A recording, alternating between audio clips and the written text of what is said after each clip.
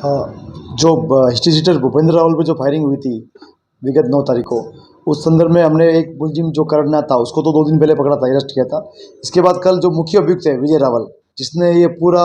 जो फायरिंग कांड रचा था और इसने इसने इसकी ही दुश्मनी थी, पारिवारिक जो भी दुश्मनी थी, तो इसको कल अरेस्ट किया है अम्बेरी के पास अमरक जी की पहाड़ियों से। ये पुलिस के से बचने के लिए वहाँ से भाग रहा था, पहाड़ी से कूद भी गया था, जिससे उसकी कोई टांग भी चोटिल हुई है, उसको इलाज भी कराया हमने और कल नियमानुसार उसको अरेस्ट किया गया है। और अभी तक की जानकारी में ये सामने आया है कि भाई ये इसके और भूपेंद्र रावल के बीच में शुरू से ही पारिवारिक रंजिश थी और कुछ समय पूर्व भूपेंद्र रावल के साथियों ने इसके साथ मारपीट की थी। इसके बाद से ही मन में इसने प्लान कर लिया था कि भूपेंद्र रावल को जान से मारना है और काफ़ी टाइम से प्लानिंग करा था। और इसी प्लानिंग के क्रम में करणनाथ, रवि मित्तल और विजय ने मिलकर ये प्लानिंग करके 9 तारीख को भूपेंद्र रावल जो जिम से बाहर निकल रहा था बीएन कॉलेज के पास, वहाँ उन्होंने फायरिंग करके ये फरार हो गए थे।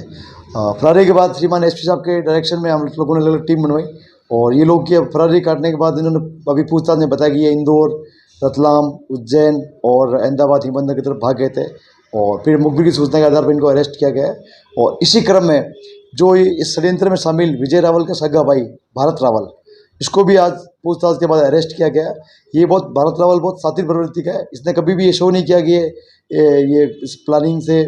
बचने के लिए हमेशा अलग ही विजय से कम बातचीत करता था। और ये जिस दिन घटना हुई उस घटना के बाद ये फ़ोन बंद करके दाहोद एमपी की तरफ भाग गया था, जिसको विजय के अरेस्ट करने के बाद विजय और करण के पूछताछ और अन्य साक्ष्य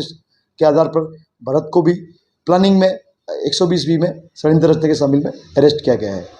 अभी इन तीनों का रिमांड प्राप्त किया है और रिमांड के दौरान हम लोग इनके पास जो पिस्टल थे, जो वाहन इन्होंने घटना में प्रयुक्त किए, उनको बरामदगी करेंगे और भी इस वारदात में जो भी शामिल लोग हैं जिनके बारे में और भी इनको जानकारी हो सकती है, उनके बारे में भी हम अग्रिम अनुसंधान करेंगे।